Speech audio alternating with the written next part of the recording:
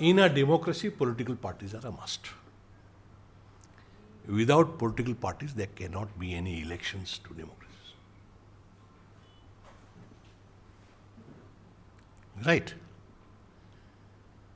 But you will be surprised to know that there is not a single provision in the constitution on political parties, regulating political parties. India is a democracy. Lawmaking setups should also be made in a democratic manner. See what happens in India. 5 years parliament is elected, or 5 years state legislature elected. फिर law making चलता रहता है.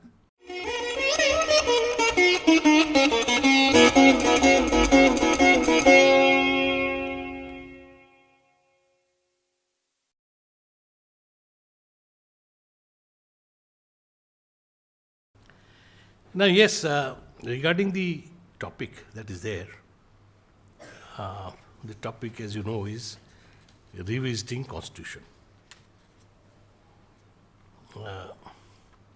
Indian Penal Code was made by whom? By Macaulay. And it is based on what? On English principles of penal law. In England, there is no penal code. But all those principles of English criminal law, right, have been codified and made the Indian Penal Code by Macaulay. And the Indian Penal Code has been planted in India to experiment it. Right. And what is it based on? Indian Penal Code. The entire lawmaking in England is Benthamite. Bentham's philosophy, utilitarian theory. That if you punish a person, right, if you punish a person, he will not repeat that act because he suffers pain. So on that thinking, the whole thing, pleasure and pain theory, everything has come. Partly hedonistic and partly utilitarian.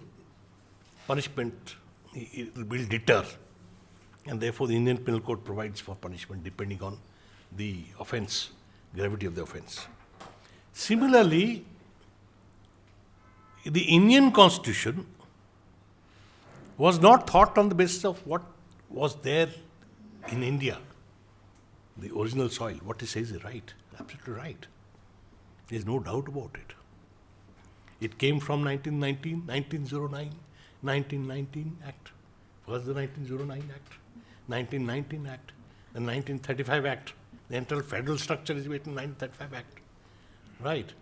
Then the Constitution of India, 1950, the Constitution of India. So it has evolved. It has come in an evolutionary manner from whatever was there, and it was built up on that. The fathers of the Constitution have built up the Constitution on the basis. We didn't have a presidential system, right? In the 1935 Act, we had a parliamentary setup. So, and that was the British setup. This was followed here, a parliamentary setup. We could have thought of a president setup, right? Like a prime minister like Mr. Modi would have made a very good president, right? With checks and balances, one man show. They say now in India it's one man show. So, but we had an evolutionary setup, evolutionary constitution, which was really thought of by the constitution makers and made. To that were added the fundamental rights. Those which could be enforced should be enforced. Part 3 of the Constitution. And those which could not be enforced because the country did not have the resources. Then, to make them enforceable, like the right to education, right,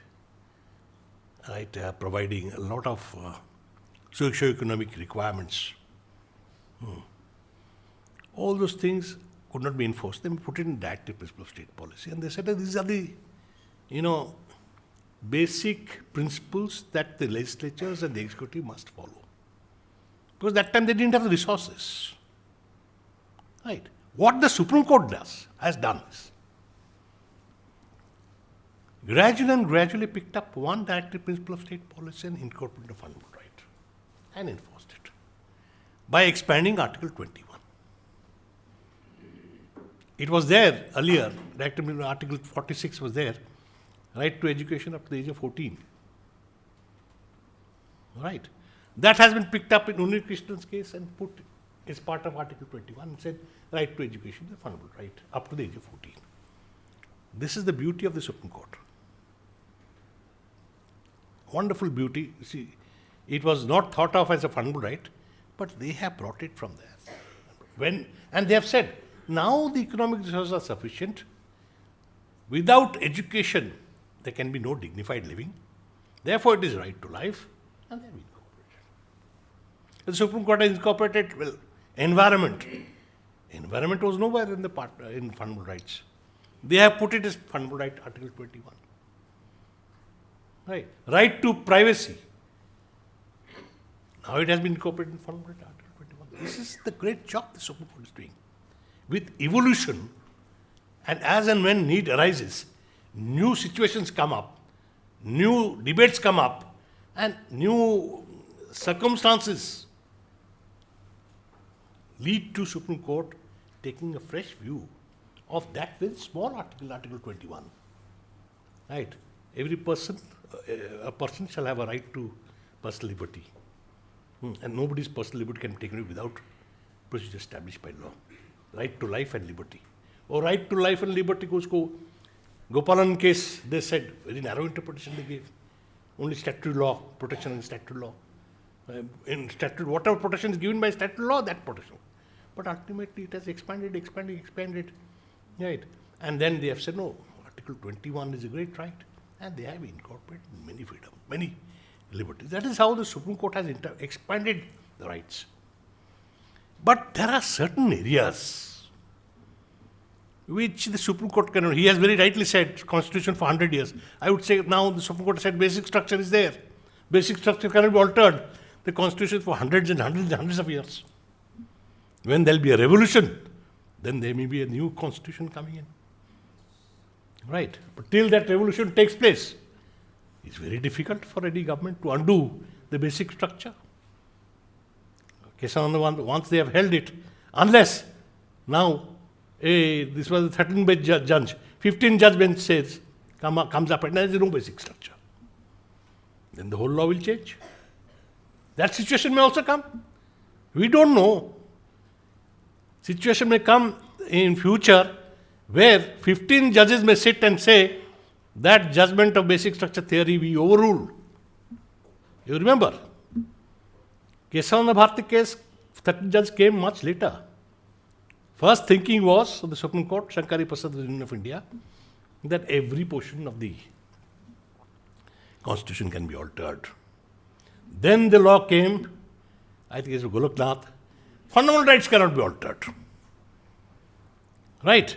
Then the law came, no, fundamental rights can also be altered, but basic structure cannot be altered. And what is basic structure? From time to time one has to decide.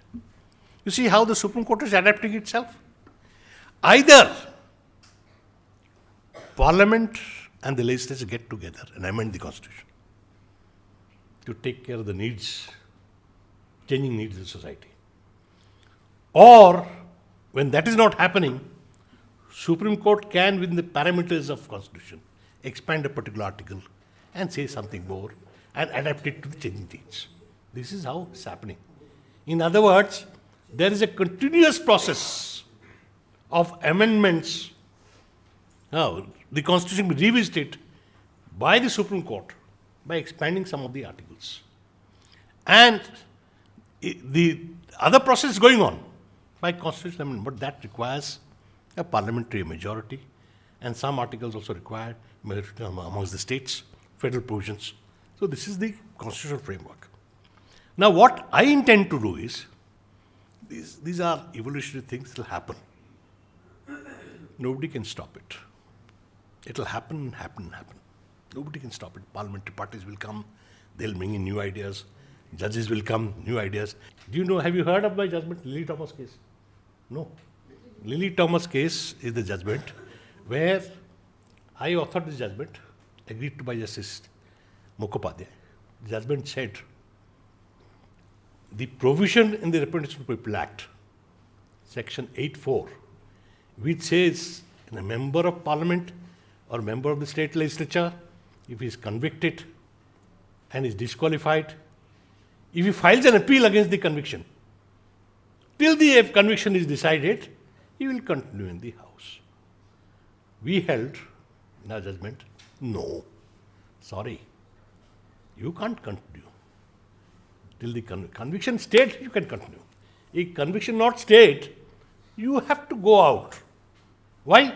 We said the Constitution vested the powers in Parliament to make the same law, right, for disqualifying person who want to contest the elections and person who want to continue, who have to continue. So, if you are disqualified by a conviction to contest, you can't continue in the House if you are convicted.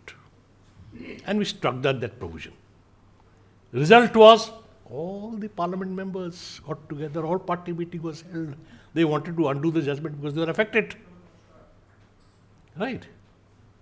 But then thereafter the law could not be passed. They made a law, interest law could not be passed because the BJP backed out. Mr. Jaitley told me we backed out because we found the Supreme Court has said Constitution does not vest such kind of power on Parliament. How can we make this law? I told Mr. Sibal and I told Mr. Chidambaram that we cannot do it. And I told our Sushma Swaraj who was there, and we could not do it. And therefore we backed out, they referred to select committee. Right? And in the meanwhile, they took out an ordinance when the Parliament said. And when the ordinance was made and sent to Mr. Pranab Mukherjee, he said, I can't do it also. If Parliament cannot make the law, how can the President issue an ordinance? Same power as President has. So he withheld it. And ultimately you saw Mr. Rahul Gandhi went to the press club and tore off that ordinance, and the ordinance was withdrawn. Why? Right. It was withdrawn. And, but remember, I was saying, there was already a 3-judge judgment cited before us by Justice Lahoti. Right? And that judgment said this was permissible. This kind of a classification of those who are sitting members and those who are not sitting members, those who are outside, is permissible under a classification under Article 14 of the Constitution, reasonable classification. And it was cited by the government. How can you strike it down? You know what I did? I dodged it in my judgment. I said, we will not go into the discrimination portion, Article 14. We are saying lack of legislative power in Parliament. If there is lack of legislative power in Parliament, that's a different ground. That has not been tested in the judgment. Right? And we made it prospective. Otherwise, because I called for the statistics with regard to how many persons are already convicted. Right? That statistics law minister told me, Mr. Ashwini Kumar told me, that there are no statistics, we can't get it. I thought if I now hold this, and if Jharkhand government falls, one or two other government falls, then there will be a good ground to bring an amendment. So I said, make it prospective. The result was, only person who fell after that was Mr. Lalu Yadav. All those who were convicted thereafter, they went off, Mr. Lalu Yadav, number of them, Jayalalitha, all. They cannot come back. Right? So, what I am saying is, sometimes you are confronted with a larger constitution bench judgment. And when you are on larger bench, then you can't, you have to, if you want to do it, then you have to distinguish that judgment and cite and go a different track. That is what that, and that is how it got saved. That judgment got saved and still hold the field. Right? Ordinance could not do anything, legislature could not do anything. So it's all a question of evolution. This is some things the Supreme Court can do. Judiciary can do, as I said, to bring about change, revisit the Constitution because of changes. But something the Supreme Court cannot do. No High Court can do. And these are the areas which requires to be revisited by Constitution Amendment. And now I'll demonstrate what are those areas. And in these areas, Parliament is not showing any interest. Why? I gave you the example of Lily Thomas case. If we do it, members of Parliament will be affected. Why should they act contrary to their own interest? Right? Those are the areas I will deal. And one area I will deal also with regard to judiciary. And they all led to the present debate that is going on. I certainly don't have the wisdom of rethinking over the entire Constitution. I don't have. I frankly say. I don't have. Constitution fathers have made it. They've done a lot of debate. They have gone to the current issues then, and then they have made the Constitution. I don't have that kind of a wisdom to rethink on the entire Constitution and say all the different provisions. So what are the areas? Before I do that, let me quote to you why revisiting, which are the areas? Which are the areas which require revisiting? Very nice book written by Gravenel Austin. His book is the Indian Constitution Cornerstone of a Nation.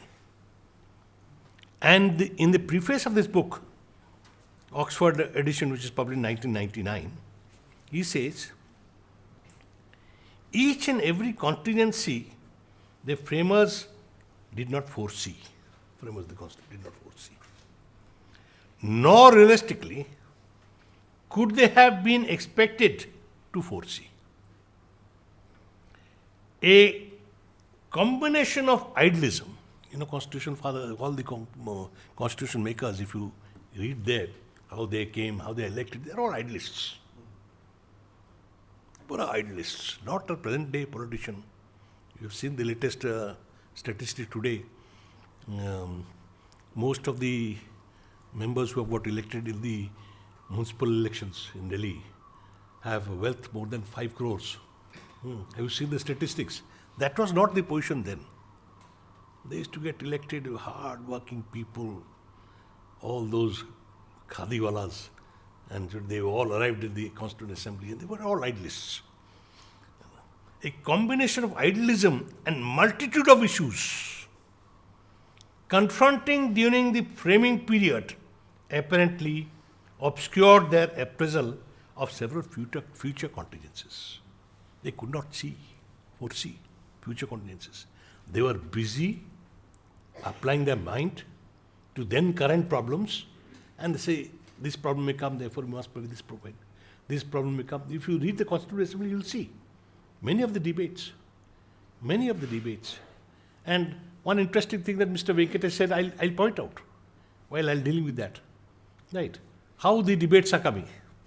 Now, so this is the problem. But the problem is, if you don't have a provision in the Constitution, the Supreme Court cannot enforce it also. The High Court also cannot enforce it also. Unless a law is made by Parliament or a state legislature. A law can be enforced. But without a law, how much? How much you can enforce? So I am going to delve into very few one of those areas where there is no provision in the Constitution. Result is, the Supreme Court cannot do anything. They are trying to do, going ahead, but then they are expressing frustration, leaving it. Why? Because the Parliament is not doing anything. Many of the judgments, they are helpless. Right? They want to reform, helpless. So, what are those areas? First area. Now, you all know, in a democracy, political parties are a must. Without political parties, there cannot be any elections to democracies. Right? But you will be surprised to know that there is not a single provision in the Constitution on political parties, regulating political parties. What happens? Congress, dynastic politics. SP, dynastic politics. DMK, one dynasty. Shiv Sena, another dynasty. Where are the political parties of the type that we think of in Great Britain? The Conservative Party, Labour Party. Nothing. Somebody or the other has controlled it. It is not there in BJP. It's not there in what Prime Minister Modi is saying is right. Right. It's not there in BJP. Right. The RSS may be there, but there's no dynasty there. It's not there in CPM. It's not there in CPI.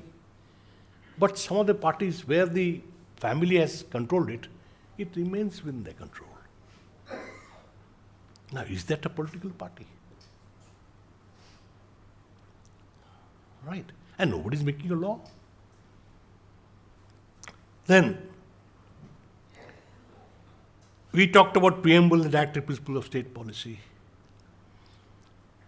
The Election Commission issued some guidelines. They say your political party must be consistent with the Constitution goals, so on and so forth. But those are guidelines. There is no law to that effect. Similarly, a political party must have an organization. That organization must be a democratic organization. Nothing is there. Then political party must have an ideology or a program. Where is the program? Where is the ideology? If it's all laid down in the Constitution, these are the requisites of a political party. Right. Or by law, enacted pursuant to the Constitution provision, then you will see it will make a big difference in the political parties. But political parties today, you see, is absolutely got indisciplined. The procedure for membership, who can become, how they'll apply, and how a member can be suspended, how a member can be expelled. They should not be arbitrary. Right. Otherwise, one statement you make against the leader, you're suspended next day. One statement you make against you are removed also. So some human being is controlling it. Why? Because lack of regulation. In contrast, I'll show how in other provisions of other constitutions, they have prescribed it. Right. Then, jail body should be able to elect its members in a fair election. अब देखिए कांग्रेस का election होने के कितना time लगा? How much of time it took? Election. Could this happen if there was a provision in the Constitution? Could this happen if a law was made pursuant to the provision of the Constitution? Nothing. So political parties, which is the most important factor in a democracy, they form the government. They come to parliament. They make the laws. There's no regulation in the Constitution. And it is not as if political parties were not there. Political parties were there, very much there in existence before the Constitution, but somehow they thought they missed out. Why? They thought other political parties, Swatantra Party Swatantra Party was there, Raja Gopalacharya, Congress Party they are all disciplined people, उनमें कुछ गड़बड़ नहीं होगा, idealistic. They thought that. But human beings have turned out to be something else. They are all pursuing their self-interest. This is one area. And I may cite, what will be the consequences? Political parties have become dynastic. Members have become indisciplined. BJP refused some tickets in Gujarat. They turned rebel. They contested. ये कैसा होगा? हिमाचल में भी ऐसे ही हुआ. Even BJP is unable to control. With all the power they have, they are unable to control. Because they have all become individualistic, self-interested. They are not thinking in terms of programs. or the ideology. हमको बनना है MP, हमको बनना है MLA. That's all. If he does not give, if this party does, Congress does not give, I'll go to BJP. BJP does not give ticket, I'll go to Congress. In local same thing happens. They switch sides very fast. Is this a political party? This does not happen in England. This does not happen in USA. They are real political parties. Right? Then next, defections continue. Right, Mantri Mandal mein. Suddenly you find the Chief Minister is gone. Somebody else has taken away a number of MLAs. More than 1/3 you have to have. You go and form another group and join with the other party, form the government. 10th schedule has not brought about a change. Right, only the numbers must be 1/3. Right. So, these are the problems. There must be a provision in the Constitution laying down some basics of what a political party would be like and how it will be regulated. Thereafter, the Parliament may make the law. Right. Now, I'll give you one example. I have studied the subject. Many countries have studied it, but I'll give you the best example. That is in Germany. Article 21 of the German Basic Law states that the political parties shall participate in the formation of the political will of the people. They may be freely established political parties. Their internal organization must conform to democratic principles. You see this? And they must publicly account for their assets and for the resources and use of their funds. This is Article 21, the German Basic Law, which is the constitutional law. And pursuant to that, the Political Parties Act 1967 of Germany has been enacted, right? Pursuant to Article 21 of the Basic Law, and it has made all these provisions, right? How the political party will be formed, what are the sources of funds, what will be organizational setup, so on and so forth. So this is first point I'm making. The second missing provision is, I'm asking all of you, can an election be fought without funds? Tell me. And anybody who goes an independent and tries to contest against a political party with so much of funds, can he succeed? He cannot succeed. But where is the provision in the Constitution as to with what funds a political party will be created or established, and with what funds election will be fought? Nothing. All silent, and yet Parliament is not making any law. I am asking you to think about this. No law. Some provision here and there, Representation of People Act, some provision is there. Some people, their Company Donation Act, was their Companies Act, their donation there, in the banned it. Then black money came in, then reintroduced. Then electoral funds have come, electoral boards have come. These are not. You must incorporate the Constitution. And if you incorporate that Constitution, a lot of things will change. Right. And I will only quote what change can, how it, I will only quote Mr. Qureshi, S.W. Qureshi, former Chief Election Commissioner of India, in his book, An Undocumented Wonder, The Making of the Great Indian Elections. At page 262, he expressed the view, uncontrolled collection and spending during an election campaign can breed corruption, play hell with the system, and disturb the level playing field among political parties and candidates. That's what is happening. जिसके पास पैसा है, resources है, वो जीत सकता है. I didn't want to be a judge. I want to be a lawyer, and then wanted to be a political leader in contest election myself.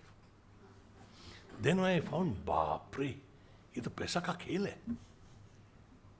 I saw 1 or 2 elections. One member of the bar contested, I went, it's all money, money, money, money, money. One Mr. Ram Jetmalani came once to my court in Chhattisgarh. He is arguing a bail matter for Mr. Ajit Jogi's son, Amit Jogi. And he started his argument. My lord, is your lordship knows what happened in elections? I said, no. I'll tell you what happened in elections. He said, it's all money. When the candidate stands, there's a lot of money, and people surround him for money. And then the election process starts. Without money, right, you can't contest election. Then nobody will surround you also. I hope some of you have contested elections. No. Go and contest, Mr. Venkatesh. No point, don't stand here. You must contest. You must contest. Then you know what is really the constitution. And many of the leaders, I must say, political leaders, doing a fantastic job. They go to the field. I could never think of doing it. Look at Mr. Modi. How many times he went to Gujarat? What kind of stamina? He's almost my age. I can't do it. Rahul Gandhi can do it, but he's going in the Jodo. He should have been Gujarat. Right? He was right. But this man, 75 years old, with what energy is fighting there? Election. He knows that unless he works, he'll not get the votes. It all resources, efforts, money, everything. So therefore, election funding, how it will take place, how political parties will be formed, with what funds, kuch nahi. There's nothing in the constitution. This is one area where, and mind you, all the lawmakers know that. All those who are sitting in Parliament, they know that. But they are not doing anything. Why they are not doing it? If they know this is a big problem, and Mr. Modi was also saying, why not have elections of states and together? He knows the problem is कितना बार खर्चा करोगे, कितना बार पैसा उठाओगे elections के लिए. Very clear, very difficult. Many chief ministers say, how many times we raise funds? How can you go to the people and ask for funds? Right. But if they know that, why don't they make the law? They don't make the law because Constitution does not make any provision in that. And for this, neither Election Commission can do anything, nor the Supreme Court can do anything. No powers. If the Constitution made it, Supreme Court, some petition would have been filed and argued by Mr. Venkatesh or Mr. Jain. Right. Yeah, this is the Constitution provision. I am filing a PIL. Please issue a direction. Please do that. Please do. उसका ही नहीं. क्या करेंगे आप? क्या करेंगे? Supreme Court क्या करेंगे? हमारा हाथ में है ही नहीं. And this is what I've seen Rohinton Nariman expressing frustration. Right. You are not doing anything. You are not doing that. You are not doing anything. ऐसा होगा. How will happen without the Constitution provision? This is one. Consequences: rich and wealthy influence the political leaders. And there is quid pro quo in policy and executive decisions. I don't say quid pro quo between lawmakers and law to banta hai apna. It's not easy to influence parliament. But at least the executive, the political leaders, they collect funds and give favors. If this is happening, they should make a law. Right. Then equitable social order. I agree with Mr. We should not think of socialism. But equitable social order, socio-economic rights, you have to give to the people. May not be a socialism. It may be also by the liberal policy, by the capitalist policy, whatever it may be. But you have to provide those things to the people. But equitable social order, obstruction, the number of times the obstruction comes in. And so badly because of the influence of money. If you remember, in the Land Acquisition Act 2013 was sought to be amended by Mr. Modi. But it was given up by him because he found no, the farmers would be affected, the poor will, let the state do it. I will not do it. And that because industries cannot come up. There was difficulty with that law. So this is the difficulty. If funds are collected from rich and wealthy, the political decisions, the executive decisions will totally go in their favor, and the social economic order will be affected. Now, other countries. See, in England, constitution, there is no written constitution. It's a sovereign parliament. But even there, Parliament has enacted the Political Parties Elections and Referendums Act 2000, passed in United Kingdom, provides donors. Who will be the permissible donors? Donations for what purpose? Political purpose. Right. Then the donations, how it will be used? It will be used for only expense of political parties, for assets of political parties, and will not be put in the pocket and used elsewhere. Then declarations as to the sources of the donations. All this is provided in that act in England. Right? They made an act and done this. The next point that I would like to say is, India is a democracy. Lawmaking should also be made in a democratic manner. See what happens in India. 5 years Parliament is elected, or 5 years state legislature is elected. फिर law making चलता रहता है. The executive initiates the law, mostly. They have the majority, they get it passed. And the chief minister or the prime minister wants it, they get it done. Right? But lawmaking also means you are going to affect some interests very badly. It may be the farmers, it may be a particular community, it may be a particular area. All these are there. I have seen abroad, in 1976 I had been to US, I found there was a committee meeting going on. Committee meeting of the US legislature, Congress committee meeting. Why? I said, what is it? I said that. You know what was they are trying to make a law that those who are traveling in two-wheelers, they must wear a helmet. 76 they were trying to make it. And for that, they were doing a hearing, local hearing. Whoever wants to come, they'll notify it. They'll come and they'll attend the hearing and say whether this law should be done or not. And this law is debated, how it should be done. They'll take a note down. And they'll go back, and that committee will present its report to the House, and House thereafter will make the law and how they make the law. In other words, law should be made in a manner which is also democratic. It should not be passed by, if the chief whip wants, pass. Right? Oppose. ऐसा नहीं. Debate करो, discuss करो, committee में अच्छा study करो. And the committees, they are MLAs and MPs, they hold the sessions for a short time. But the committees, if everything goes through the committee, standing committees, we have a committee system here, but it's all discretionary. If the majority party wants it, it will refer to the committee. If the majority party does not want it, it will not refer to the committee. Right? So the committee system must be there in the Constitution. Any law that is enacted must go through the committees. And committees may have the same representation of the political parties as it is there in the House. There is no problem. But they must discuss, they must hear, they must go to areas, meet people, discuss, come back and submit a report. It makes a big difference. This is basic, totally. There is no mandatory reference to committees. In fact, committee is not there. They are going by the procedure that is laid down by Parliament. Right? So that should be laid down.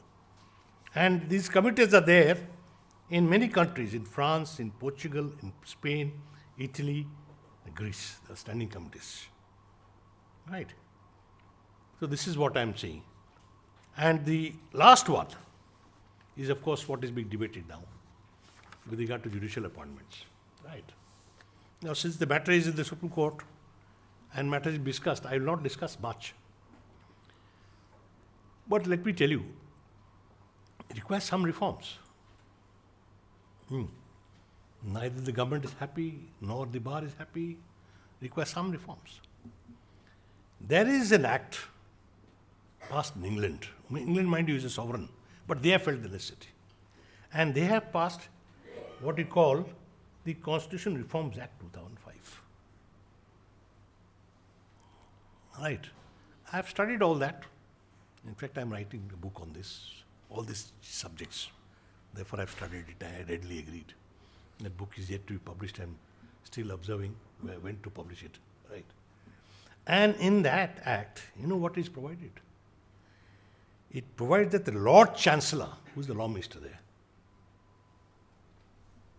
while making the appointments, is the principle, and then it is laid down, must ensure that the constitutional principles of rule of law and judicial independence continues to be maintained. Right? That are the primary goals. Selection is made. Large, they take from the entire country, region, talented persons, white-based selection. But selection में ultimately merit पे select हो गए. Then they see whether this person is suitable from the point of view of independence of judiciary or judicial independence, and whether it's suitable from the point of view of rule of law. You may be competent, you may be brilliant, you may be talented, but they will ensure this. And Lord Chancellor has been given this mandate. Lord Chancellor is not told, भाई हमारा party का जो है उसको आप law minister नहीं हाँ उनका कि हमारा पार्टी का जो उसको देखना है. No. If he does that, मुश्किल हो जाएगा. So that is the test. Right?